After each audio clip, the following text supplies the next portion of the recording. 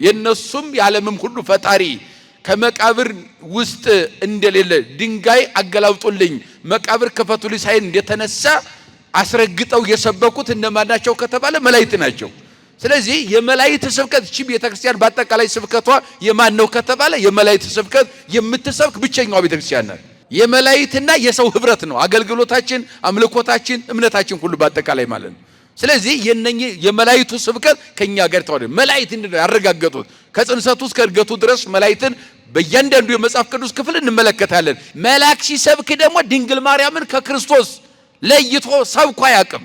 በየትኛው መጽሐፍ ተመልከቱት። መቃብር ላይ ስንሄድ እናገኛታለን እናቱን፣ ቀራንዮም ላይ ስንሄድ ድንግል ማርያም እናገኛታለን። የትኛው ቦታ ላይ ወደ ግብጽም ሲሰደድ እናትና ህፃኑና እናቱን ይዘ ተሰደድ ነው ያለው መልአክ። ህፃኑ ነው ሊገደል የሚፈለገው፣ ድንግል ማርያም አልነበረችም ለመገደል የተፈለገችው። ህፃኑን ከናቱ እናቱን ከህፃኑ መለየት እንደማይቻል ግን አስረግጦ ነግሯል። ማን? የእግዚአብሔር መልአክ። ይህን ትሰብካለች ቤተክርስቲያኑ። ደረጃ ደረጃ ሰጥቶ መተርጎም ይገባል። መልዕልተ ፍጡራን መትሕተ ፈጣሪ ናት። በዚህ ልክ ደረጃ የድንግል ማርያም እንደ እውነቱን ለመናገር የድንግል ማርያም የክብሯ ጥግ ምንድነው ከተባለ ወላዲተ አምላክ የሚለው ብቻ ነው። ከዚህ የሚበልጥ ቋንቋ የለም። ይመናል ክብሯን ገናናነቷን ለዓለም መመስከር ነው፣ ማወጅ ነው። ግድ ነው፣ እንድናውጅ ግድ ነው። በወንጌሉም ላይ እርሷን በጸሎቷ ላይ ወይም በትምህርቷ ወይም ለዓለም ባወጀችው ልጆቿ ምን ብለው እንደሚያመሰግኗት ከዛሬ ጀምሮ ትውልድ ሁሉ ምን ይሉኛል?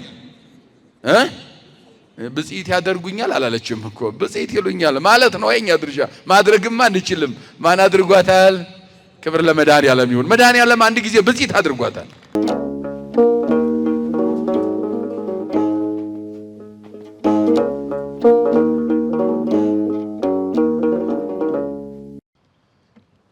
በስመ አብ ወወልድ ወመንፈስ ቅዱስ አሐዱ አምላክ።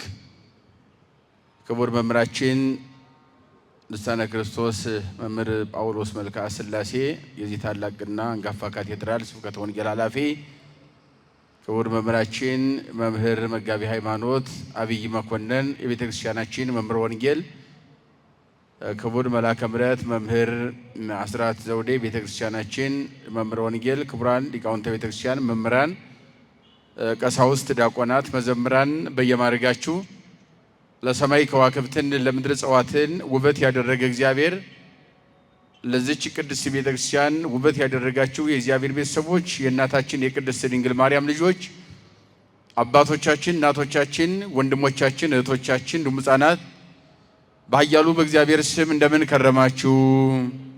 እንደምን ዋላችሁ? ክርስቶስ ተንሥአ እሙታን አሰሮ ለሰይጣን ሰላም ኮነ። እንደ እግዚአብሔር መልካም ፈቃድ አጭር ደቂቃ ነው ከኔ ጋር የምንነጋገረው። ትምህርታችን ርዕስ የሚሆነው ለኔ የተሰጠኝ ወይም የደረሰኝ ማለት ነው። እኔ የማስተምርበት ርዕስ እመትንሣኤ ወሕይወት የሚል ነው። እስኪ በሉ ሁላችሁም እመትንሣኤ በሉ እስኪ ወሕይወት። የሕይወትና በሉ የትንሣኤ እናት። እስኪ ንገሩኝ እናንተ ድምጻችሁን ከፍ አድርጉና የሕይወትና በሉ እስኪ የትንሣኤ እናት ማናት እሷ? ይህ መጽሐፍ ቅዱሳዊ ነው።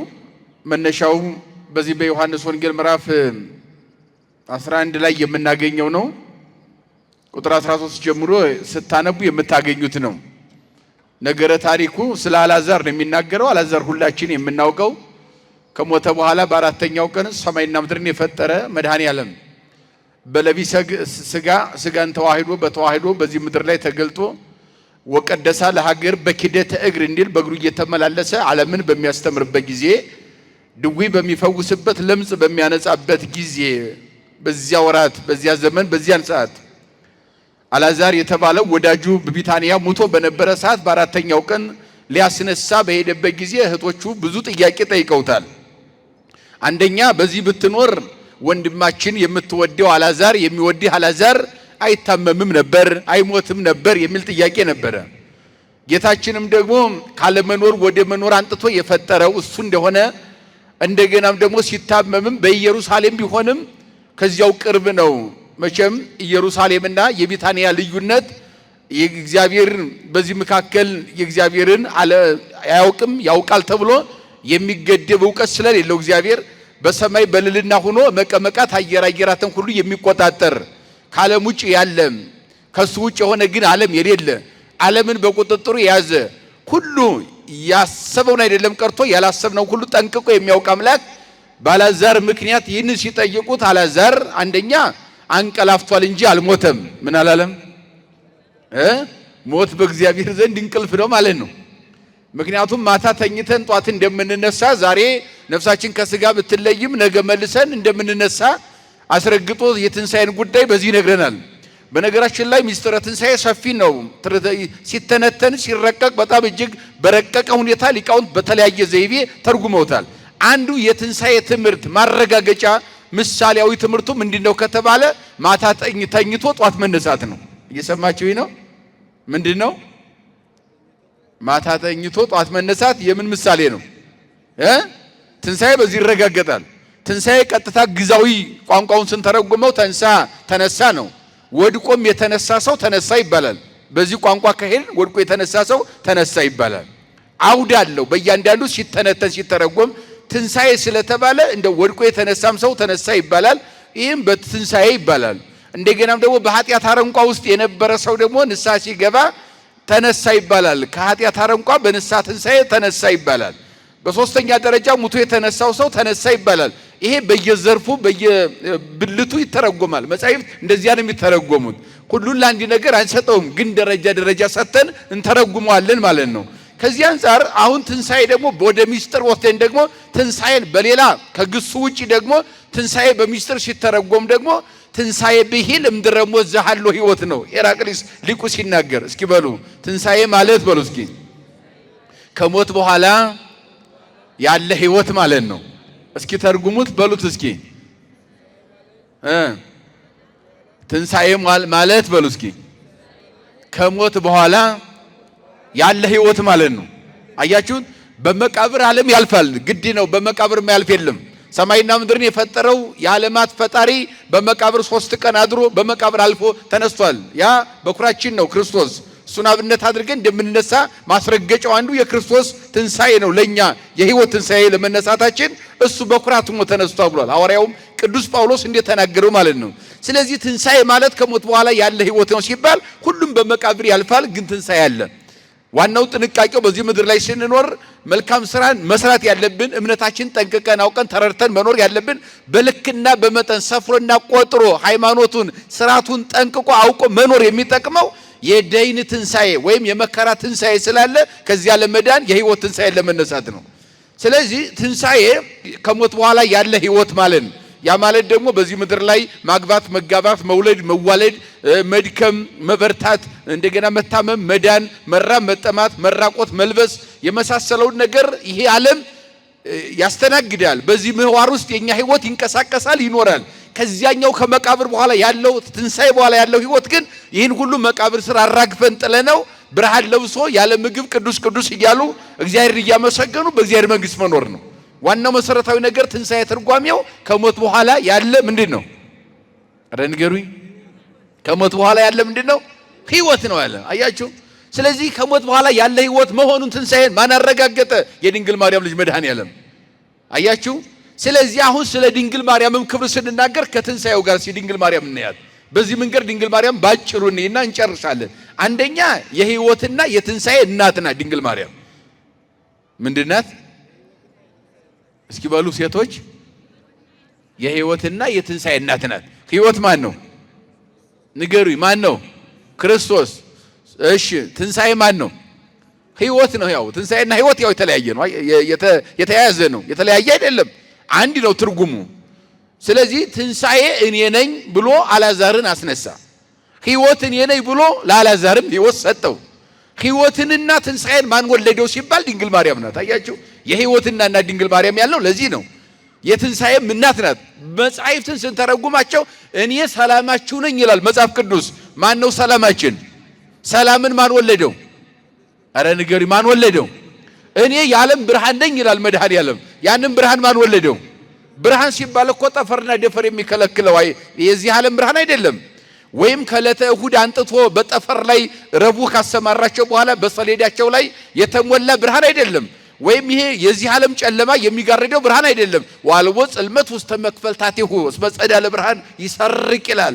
እነሆ ሁልጊዜ የሚያንጸባርቅ የራሱ የሆነ ነጸብራቁ የባህሪው የሆነ ብርሃንነቱ ዓለምን የሚቆጣጠር ብርሃን ራሱ መድኃኔዓለም ነው። ያን ብርሃን ማን ወለደው ከተባለ የሕይወት ብርሃን መድኃኔዓለምን ድንግል ማርያም ናት። እውነተኛዋ ምስራቅ የምንላት ነው። አሁን ይሄ ያለው ምስራቅ የመልካም ምድር አቅጣጫ ነው። ይሄ ያልፋል ነገር ተጠቅሎ የማታልፈው እውነተኛውን ብርሃን የማያልፈውን የማይጠፋውን ብርሃን በቅዱሳን ሕይወት የሚያበራውን ብርሃን የወለደች የብርሃን እናት ማናት? እሷ ንገሪ፣ ማናት እሷ? ድንግል ማርያም ናት። አያችሁ፣ በዚህ መንገድ ነው ሊቃውንት የሚተረጉሟት ድንግል ማርያም። አሁን በአጠቃላይ በመጽሐፍ ቅዱስ ትንሣኤና ሕይወት እኔ ነኝ ካለ እሱን ማን አስገኘ? ማን አስገኘ? ድንግል ማርያም። ስለዚህ የሕይወት እናት የትንሣኤ እናት ናት። ሰላማችሁ እኔ ነኝ ካለው ወንጌል ክርስቶስ ሰላማችን ከሆነ ያንን ሰላም ማን አስገኘው? ንገሩኝ።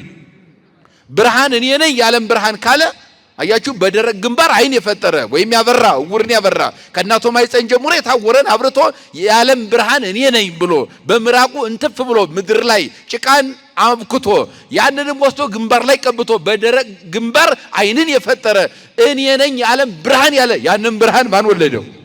ስለዚህ መብርሃን እንላታለን ማለት ነው። አሁን ችግራችን ምንድነው? መጽሐፍ ቅዱሱን ሐሳብ ለአንድ ነገር ብቻ ገንጥለን ለመስበክ ስንሯሯጥ ችግር ነው ያለው። ትልቁ ፈተናችን እሱ ነው። የቅዱሳት መጻሕፍትን ሐሳብ አለመረዳት። እንደ ፈሪሳውያንና ሰዱቃውያን የሚባሉ ነገዶች አሉ በዚህ በአይሁድ ነገድ መካከል። በተለይ በሐዲስ ኪዳን ላይ ጎልተው ይታያሉ። ስማቸው ይነሳል።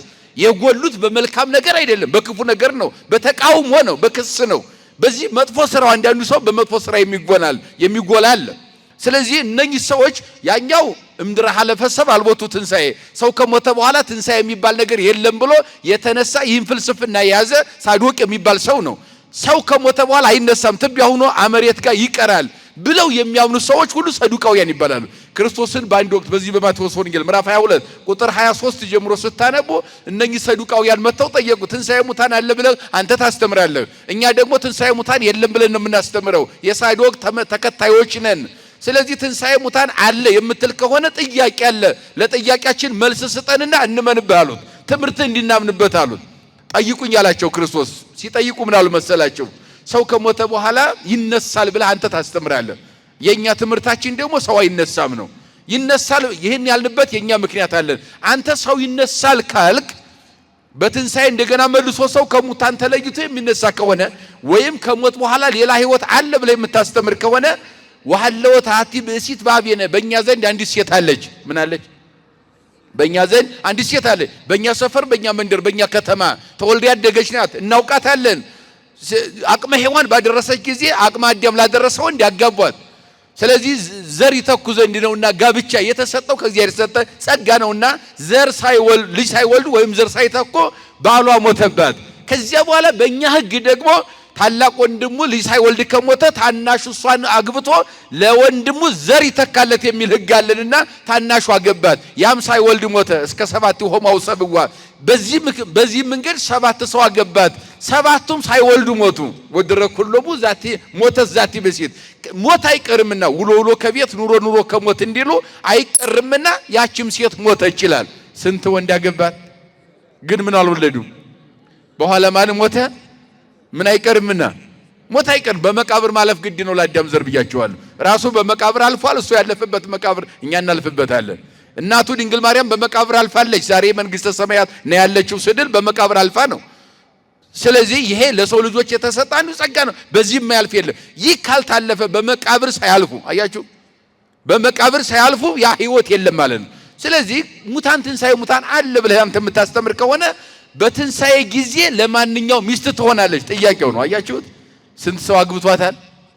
7 ሰው አይደለም? ለሰባተኛው ነው፣ ለሁለተኛው ነው፣ ለሶስተኛው፣ ለአራተኛው፣ ለአንደኛው ለማንኛው ሚስት ትሆናለች? በአንተ ትምህርት ትንሣኤ ሙታን አለ ካልክ ብለው ጌታችንን ጠይቀውታል። አያችሁ፣ ሁሉ የራሱ የሆነ ዕውቀት ሁሉ የራሱ ባህሪው ገንዘብ የሆነ አምላካችን እሱ ለነሱ መልስ ሲሰጥ ምን አለ መሰላችሁ?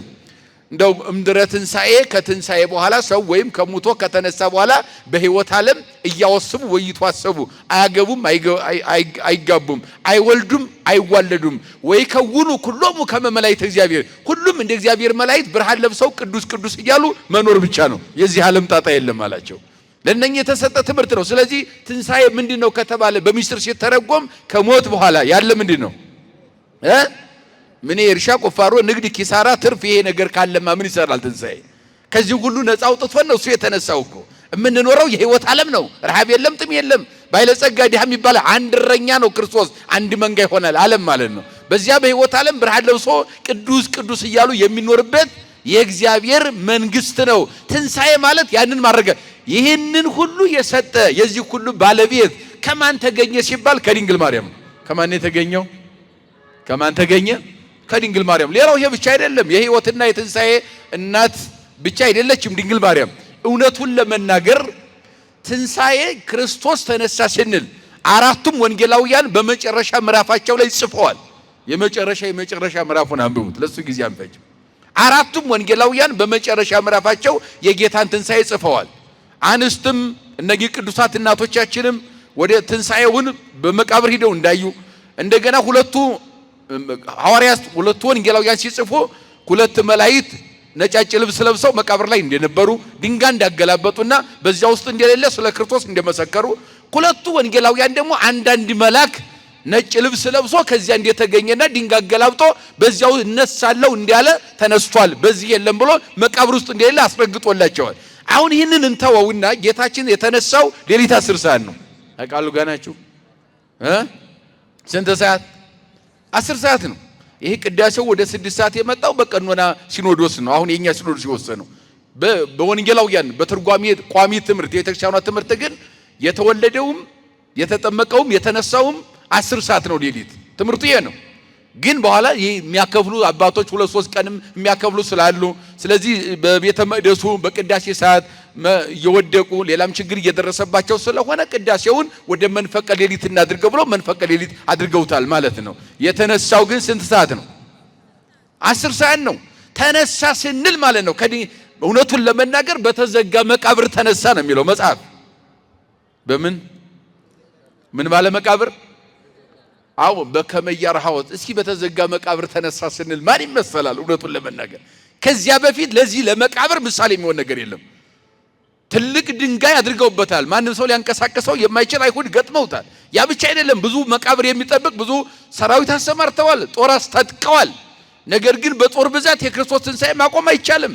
በድንጋይ ክምር ብዛት ወይም ተራራ ጋራ እንኳን ፈንቅለው ወይም ተራራና ጋራ ርሱን ወስደው እንኳን መቃብር ላይ ቢያስቀምጡ በድንጋይ ብዛት የሚቀር ትንሣኤ አይደለም። የክርስቶስ ትንሣኤ የሕይወት ጉዳይ ስለሆነ የእሱ ትንሣኤ የኛ ሁሉ ሕይወት ስለሆነ ማለት ነው። ያን ሁሉ አድርገዋል። ነገር ግን ድንጋይ ማገላባጭ ሳያስፈልግ አያችሁ፣ የተዘጋውን መቃብር የሚከፍት ሰው ሳያስፈልግ፣ ጠጠር ወይም ድንጋይ ቆፍሮ የሚያወጣ ሰው ሳያስፈልግ፣ ምንም ሳያስፈልገው በተዘጋ መቃብር ክርስቶስ ተነስቷል።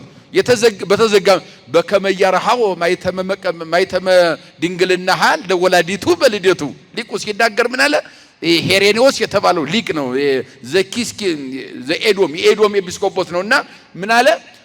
የእናቱን ማህፀን አለ ሲጸነስም በተጸነሰም ጊዜ ሲወለድም የእናቱ ማህፀን በእቱም ድንግልና ተጸንሶ በእቱም ድንግልና እንደተወለደ ዘላለም ድንግል ሁላ እንድትኖር እንዳደረገ እንደጠበቀለ ሲወጣም ከመቃብርም ሲወጣ በተዘጋ መቃብር ነው። ተቃሉ ጋናችሁ በተዘጋ መቃብር ለመነሳቱ ምስክር ማን ነው ከተባለ ድንግል ማርያም በእቱም ማህፀን ተጸንሶ እንደተወለደ በእቱም መቃብር ክርስቶስ ተነሳ።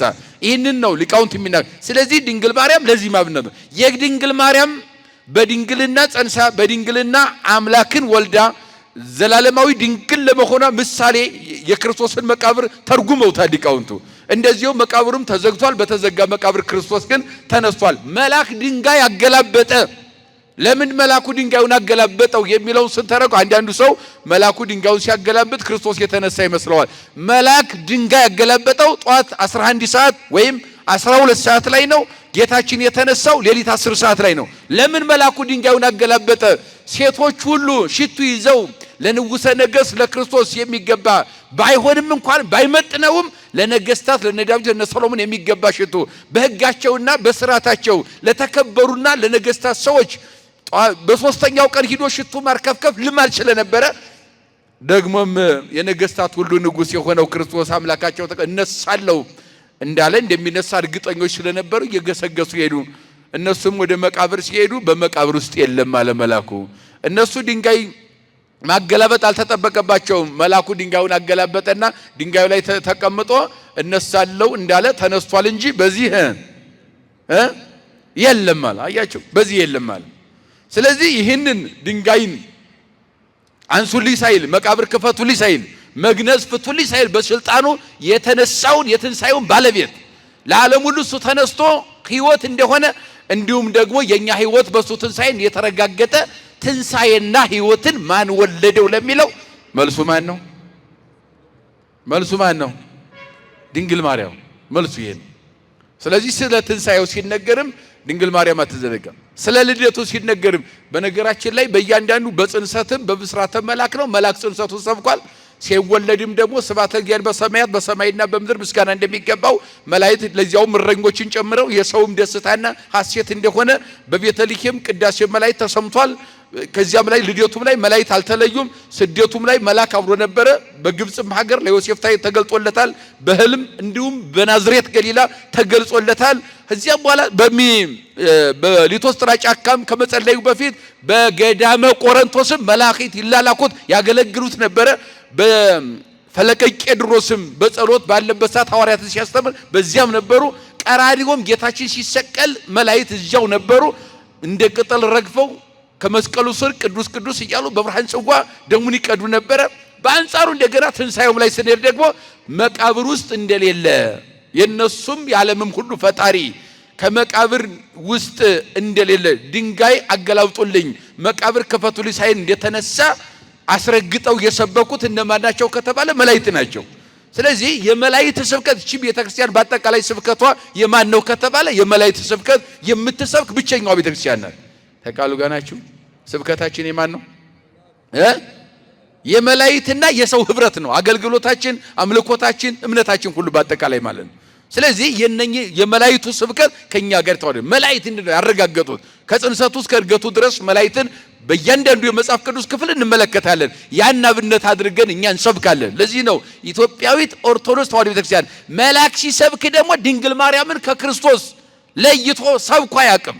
በየትኛው መጽሐፍ ተመልከቱት። መቃብር ላይ ስንሄድ እናገኛታለን እናቱን። ቀራንዮም ላይ ስንሄድ ድንግል ማርያም እናገኛታለን። የትኛውም ቦታ ላይ ወደ ግብጽም ሲሰደድ እናትና ሕፃኑና እናቱን ይዘ ተሰደድ ነው ያለው መልአክ። ሕፃኑ ነው ሊገደል የሚፈለገው። ድንግል ማርያም አልነበረችም ለመገደል የተፈለገችው። ሕፃኑን ከእናቱ እናቱን ከሕፃኑ መለየት እንደማይቻል ግን አስረግጦ ነግሯል። ማን? የእግዚአብሔር መልአክ። ይህን ትሰብካለች ቤተክርስቲያኑ። ስብከታችን ይሄ ነው ማለት ነው። ደረጃ ደረጃ ሰጥቶ መተርጎም ይገባል። መልዕልተ ፍጡራን መቲተ ፈጣሪ ናት። በዚህ ልክ ደረጃ የድንግል ማርያም እንደ እውነቱን ለመናገር የድንግል ማርያም የክብሯ ጥግ ምንድነው ከተባለ ወላዲተ አምላክ የሚለው ብቻ ነው። ከዚህ የሚበልጥ ቋንቋ የለም። ይመናል። ከቃሉ ጋር ናችሁ። የክብር ጥጓ ምን ብለን እንገልጸዋለን? ምን ማለት ነው ትርጉሙ? የአምላክ ምንድናት? እናት ናት። ማንን የወለደች? የክብር ጥጓ ምንድነው ከተባለ የአምላክ እናት ናት። ከዚህ ማማ ሊያወርዳት የሚችል ምንም ፍጡር የለም። ምንም ከዚህ ሊያወርዳት የሚችል ምንም ፍጡር የለም። አያችሁት?